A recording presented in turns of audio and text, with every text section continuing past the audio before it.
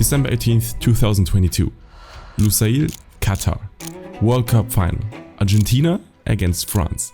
It is the penalty shootout. Gonzalo Montiel steps up. A single shot separates Argentina from the greatest triumph in its history. This moment here is the end of a tournament that has fascinated and divided the world. A moment that could throw one nation into ecstasy and another into disbelief. What is about to happen is not just a penalty. It is the result of years filled with pain, hope and redemption. It is the point where two stories cross. The story of a nation that finally wants to find peace and one of a champion not ready to let go. But to understand why exactly this moment means everything, we have to go back. Back to the past, the game, the people that brought us here. For that, we have to rewind.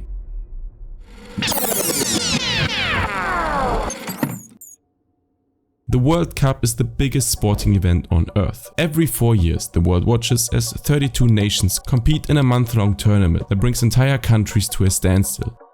Since 1930, it has been the benchmark against which careers are measured. Great players can be club legends, winning title after title, but it is here that they truly become immortal. A World Cup title changes everything. It determines whether a player is remembered or becomes part of football history. It is the tournament that creates heroes and breaks hearts. For many professionals, it is the highest of their career. Often the last big dream before it's all over.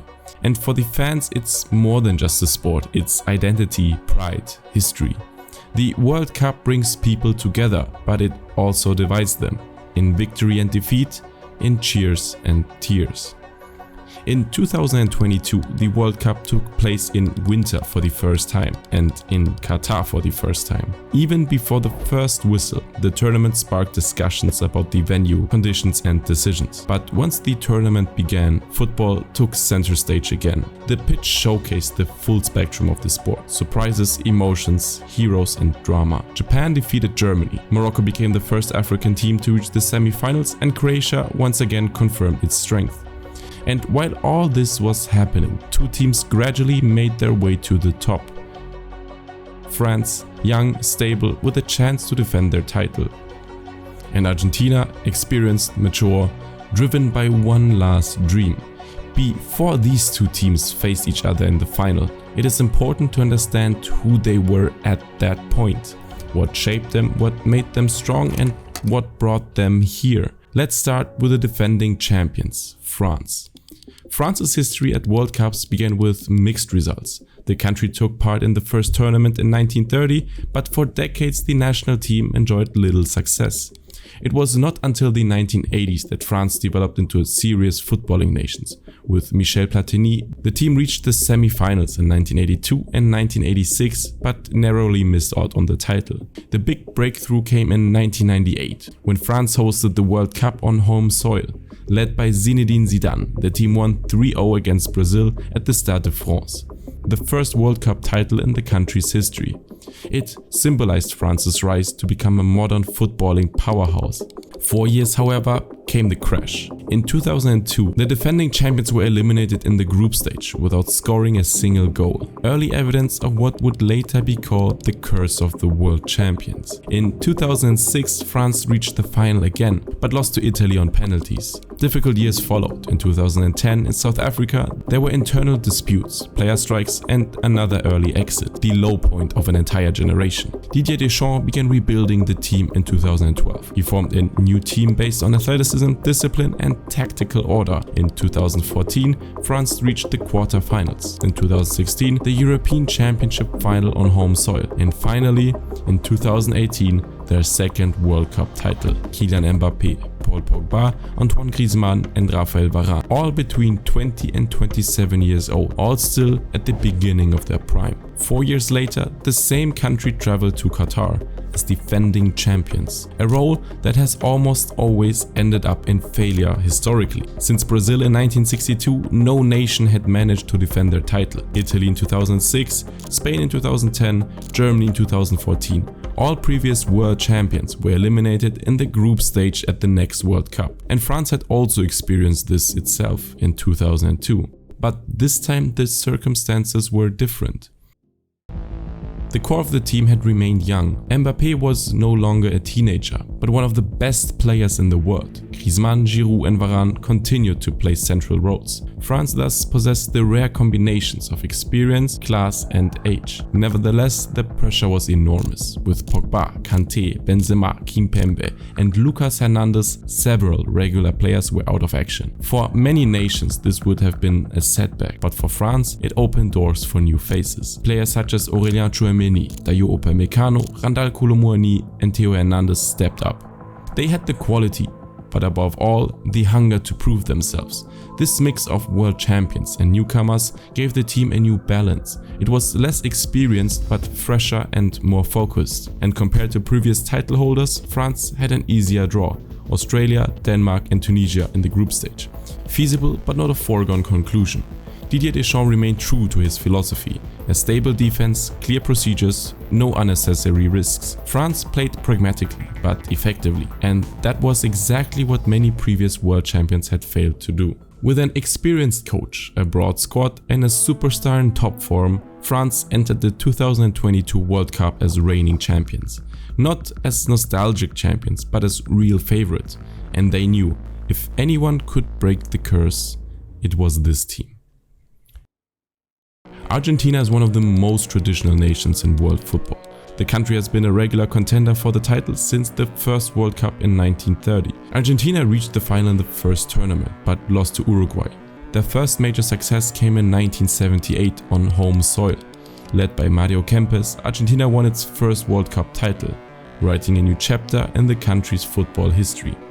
Just 8 years later, in 1986 in Mexico, the second triumph followed. This time, everything revolved around a single figure, Diego Maradona. His performances, especially against England and Belgium, made him a legend. The 3-2 victory over Germany in the final was the highlight of a golden era. But after that, a long and turbulent journey began. In 1990, Argentina reached the final again, but lost to Germany.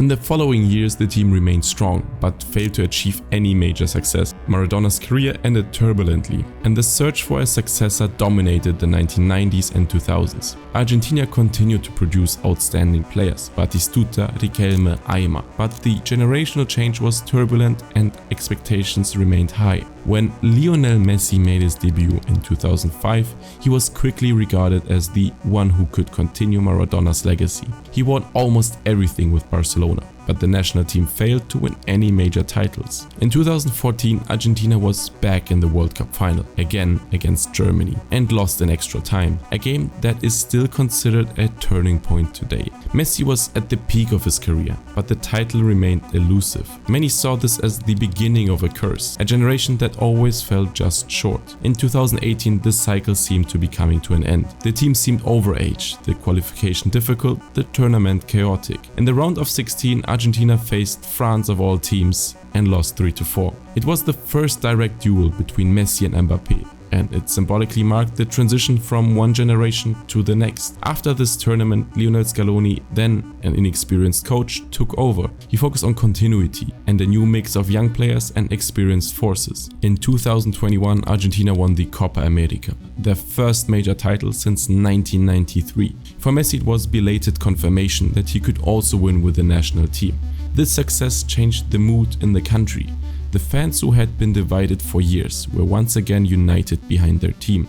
When Argentina traveled to the World Cup in 2022, everyone knew that for many it would be their last attempt. Messi was 35, Di Maria 34, Otamendi and other regulars also in the final stages of their careers. This generation had experienced almost everything: finals, defeat, tears, triumphs, but the World Cup title was missing. Added to this was an impressive run. Before the tournament, Argentina was unbeaten in 36 consecutive games. This made them one of the favorites, but also a team that had nothing to win and everything to lose. Argentina came to the World Cup in Qatar as one of the favorites. 36 games without defeat, Copa America winners, a well-rehearsed team. But on the very first match, everything changed. The 1-2 defeat to Saudi Arabia came as a shock. A result that no one had thought possible. 3 offside goals, 2 goals out of nowhere, and suddenly one of the most stable teams in the world was on the brink of elimination. After the final whistle, the mood was almost calm. No panic, but disillusionment. Messi later spoke of a heavy blow, but also said that nothing was over yet. That moment changed the team. The players knew that from now on there was no room for error. The first reaction came against Mexico. It was tough, nervous game until Messi scored with a low shot from 20 meters. In the third game against Poland, Argentina looked much more solid. 2-0, confident, in control. The group stage ended with the feeling that the team had found itself again. This was confirmed in the round of 16 against Australia. Argentina was clearly superior and Messi scored his first knockout goal at a World Cup. In the end it was close, but the victory felt deserved. The rhythm was there. Then came the quarterfinal against the Netherlands, a match that would live long in the memory. Argentina led 2-0, but the Netherlands equalized in the last minute. The penalty shootout was the test of nerves, with goalkeeper Emiliano Martinez becoming the hero with 2 saves. The match showed how much energy, emotion and control there was in this team, and how strong they had become mentally. In the semi-finals, Argentina faced Croatia, the team that had defeated England in the semi-finals 4 years earlier. Croatia was experienced but visibly tired. Argentina took full advantage of this, winning 3-0. And for the first time in the tournament, everything seemed to come naturally. It was returned to a lightness that had not been seen since the opening match. At the same time, you could sense that a clear order had emerged within the team. Messi moved less, but around him was a team that knew every detail. Every ball won was a small victory. Every sprint a sign that they were ready to run for him, so that he could shine. For the players this was not a burden, but motivation. They knew they were playing alongside a player whose career was just 1 point away from completion. And so every game, every tackle became a silent battle for Messi. Meanwhile, France worked quietly and effectively.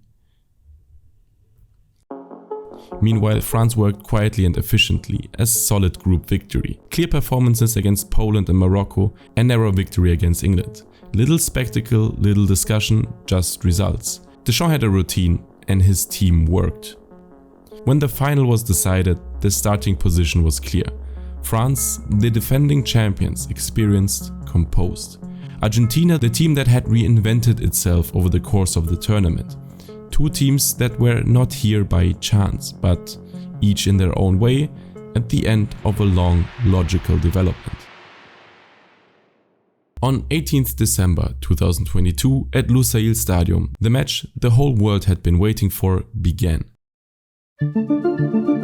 Almost 90,000 people in the stadium, millions in front of their screens, and even in the opening minutes it was clear that this would be no ordinary final.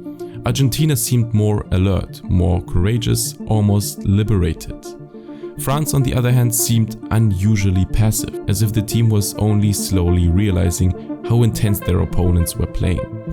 Argentina pressed early, forced turnovers and won second balls. Every player knew when to run, when to secure the ball, when the moment had come to bring Messi into play. The team worked together, almost mechanically, but with an energy that came from within. Messi himself was rarely part of the build-up. He stayed between the lines, saved his energy, observing. When Argentina won the ball, the game revolved around him in seconds. It was a system designed to let him shine, and the others seemed happy to do so. In the 23rd minute, Di Maria was fouled in the penalty area. Penalty. Messi took the ball, calmly placed it on the spot, not a word, not a glance at Lloris. The run-up was short, the shot was sure. 1-0. This goal opened a chapter that had been almost 2 decades in the making. That evening, Lionel Messi stood at the end of a journey that hardly anyone else had traveled so long and so hard. He was 35 years old, had played in 5 World Cups, lost 4 finals and experienced countless times how high hopes turned into disappointment. In 2007 he lost the Copa America final to Brazil, in 2014 he lost the World Cup final to Germany, in 2015 and 16 he lost 2 more Copa finals. After that he retired, exhausted, frustrated, convinced that the dream with Argentina could no longer be fulfilled. But he came back. In Argentina he was both admired and criticized during those years. He was the most successful player in the world, but for many he was no Maradona. The idol of 1986 was said to have single-handedly led his country to the title.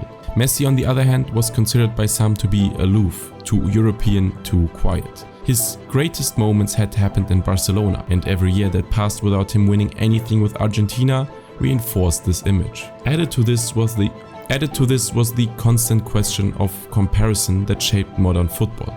Messi or Cristiano Ronaldo? Two players who dominated everything for over a decade. Two careers that defined each other, but something tangible was missing from this debate. The World Cup. It was the symbol that transcends generation, the moment that turns players into legend. For Messi, this was his last chance. There would be no more tournaments like this. He was at the end of his international career. Not physically at his limit, but on the verge of a chapter that had come to a close. Whatever happened now would shape his legacy, not just as a player, but as a figure in the sport. When the ball rolled over the line, there was no explosive celebration. He knew there was still too much left to celebrate. But in that moment, a layer of the weight he had carried for almost 20 years fell away. Argentina took advantage of the momentum. France couldn't find a way into the game, lost tackles, remained strangely pale. Deschamps didn't react immediately. The team seemed blocked, as if the inner switch was missing. Argentina continued to play calmly and precisely, a controlled tempo that kept the game small. In the 36th minute, the second goal came. The shot was precise, almost unspectacular, 2-0. For Di Maria, it was a personal circle that came full circle. In 2014, he stood injured on the sidelines. In 2018, he played only a minor role. In 2021, he decided the Copa final against Brazil with his goal. Now in a World Cup final, he was the goal scorer himself. The first half ended with a scene that no one had expected. France silent, Argentina calm. It was not a game of chance, but the result of planning, confidence, and a team that was willing to give everything for one last dream. After almost 80 minutes, the game seemed to be decided. Argentina was leading 2-0, and France had not had a single shot on goal. The game was under control, and the mood in the stands was clear. Then, within seconds, everything changed. A long ball into the penalty area. Koulibaly was fouled, penalty. Kylian Mbappe stepped up and scored to make it 1-0. Just 97 seconds later, he got the ball again, played a 1-2 with Thuram and volleyed it into the net, 2-2. Within a minute and a half, a lost final had become an open game again, and it all came from a single player. Kylian Mbappe was 23 years old at the time. 4 years earlier, at just 19, he had led France to the World Cup title. Now, he was back in the final, as the clear leader, the face of the new generation. Only 21 players had won 2 World Cup titles, and none had done it so in the modern era. The last double winner was Pelé in 1962, 60 years earlier. A second title would have made Mbappe an exceptional figure, not just for France but for the entire world of football. At an age when other players are just experiencing their first major tournaments, he would have won 2 World Cups, with a performance that hardly any player had ever achieved before. Those 2 goals in 97 seconds weren't just a comeback, they were proof that Mbappe wasn't waiting for the right moment. He created it. While other players were still trying to understand the game, he had already changed it. That's rare in football. Great players decide games, but only a few completely changed their course. Messi built a legacy over years. Mbappe created a new chapter in a minute and a half. For France, it was the moment when everything seemed possible again. For Mbappe, it was the opportunity to achieve something that has become almost impossible in modern football, to become a back-to-back champion. A feat that no team had achieved since 1962, and he was about to force it almost single-handedly. The pressure at the moment was enormous. France was on the verge of defeat, the team was tired, battered, unsettled, and suddenly a 23-year-old was carrying the entire weight of a footballing nation, and he held his ground. The mood of the stadium shifted. The difference between control and chaos, he wore the number 10 shirt for France. When the final whistle blew at the end of regular time, both teams were back on equal footing. But the story of the final had changed. What had seemed to be Messi's night until then now belonged to Mbappe as well. Two players, two generations, two potential legends. An extra time to decide who this night would belong to. After 90 minutes, the score was 2-2. Scaloni brought on fresh legs, Lautaro Martinez, Paredes, Montiel to regain control. In the 108th minute, the score was 3-2. Messi with his second goal in the final, his 10th in World Cups overall. Argentina led again, 12 minutes before the end. France did not give up. Deschamps switched to an all-out offensive with Kolo Muani and Thuram constantly on the move. In the 117th minute, a shot from Mbappe hit Montiel's arm. Another penalty. Mbappe took responsibility and scored confidentially. Hat-trick, 3-3. He's only the second player after Geoff Hurst in 1966 to score 3 goals in a World Cup final. 123rd minute. Kolo Muani runs alone towards Martinez. The Argentine goalkeeper saves with his leg, one of the most important saves in tournament history. Then the final whistle. 3-3 after 120 minutes. The highest scoring World Cup since 1966. Both teams had led or equalized 3 times. All that remained was the penalty shootout. The final decision in a match in which 2 generations had given each other no quarter. The penalty shootout began in front of the stand where thousands of Argentine fans were gathered. France was allowed to start. Kylian Mbappe took the first kick. He converted confidentially. Messi followed and also scored with a low, calm shot. In the second round, Emiliano Martinez saved Kingsley Coman's shot. Dybala then scored, making it 2-1 to Argentina. Aurélien Tchouaméni put his next shot wide of the goal. Paredes made it 3-1. Randal Kolo Muani had to score, and he did, 3-2. Now it was Gonzalo Montiel's turn. He had only come on as a substitute in the 91st minute, a fullback with no particular history. But now he had the decision at his feet. 1 goal and Argentina would become world champions. Montiel runs up. Behind him stands an entire football history. Every line leads back from here to Emiliano Martinez, who made the difference with his saves against Netherlands and in the final, to Angel Di Maria, who finally scored his goal in a World Cup final, to Scaloni, who as an inexperienced coach formed a broken team, to the 2021 Copa America, the moment when Argentina learned to believe in itself again. Even further back to 2014, when Messi and Di Maria failed against Germany at the Maracanã, to 2016, when Messi announced his retirement because he believed he had nothing more to give to his country, to all the final defeats, to the comparisons with Maradona, to the years when people said he could win everything except that. And as Montiel runs up, the story of another runs with him. France, the reigning world champions. A team that has worked towards this status for 20 years. A country that celebrated its first title in 1998, its second in 2018, and now on the verge of repeating history. Mbappe, 23 years old. 3 goals in a World Cup final, a feat that is almost impossible and yet might not be enough. 2 players, 2 generations. 2 paths that cross in this one moment. Messi at the end of his career, Mbappe at the beginning of his own story. Both have done what they could. Now another, Montiel, someone who came off the bench just 20 minutes ago, will decide. Welcome to a moment in history. Va Montiel! Montiel gol!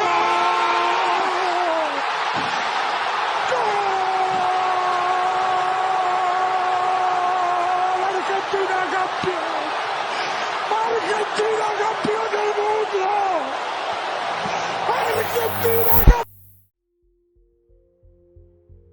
Was this the best match in football history? Share your opinion in the comments. If you enjoyed the video, please leave a like, and if you want to see more videos like this, make sure to subscribe to this channel. Ciao and see you next time.